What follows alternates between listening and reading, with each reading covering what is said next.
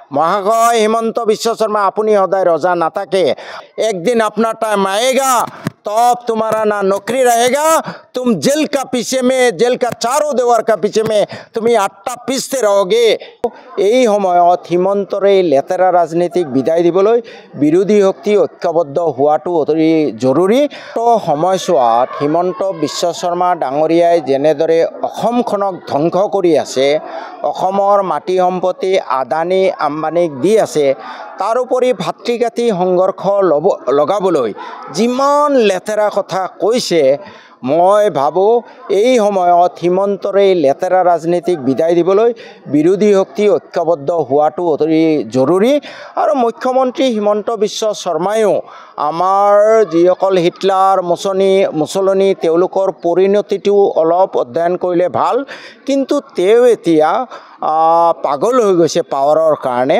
কিন্তু হিমন্ত বিশ্ব শৰ্মা মহাশয়, যিজনে নিজকে ৰজা বুলি ভাবে, আপোনাক মই এটা সোঁৱৰাই দিব খুজিছোঁ যে এই দুখীয়া মানুহৰ চকু পানী কেতিয়াও অথলে নাযায়।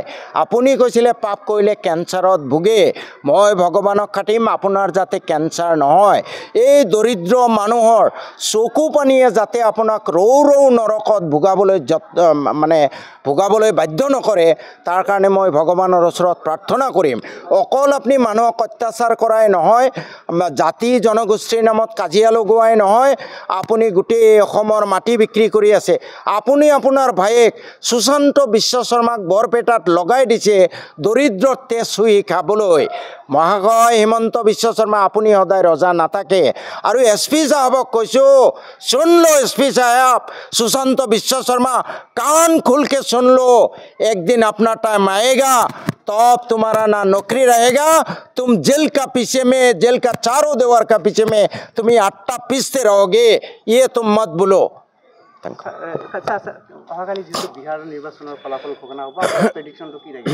মোৰ একো প্ৰেডিকশ্যন নাই, মই চেফলজিষ্ট নহয়।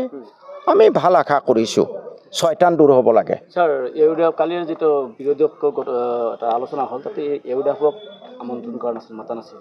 নাজানো, মই কোনো দলৰ বিষয়ববীয়া নহয়, আই ডণ্ট ন', মই নাজানো। কিন্তু বিৰোধী ঐক্য একত্ৰিত হোৱাটো বিচাৰিছোঁ, ইতনাই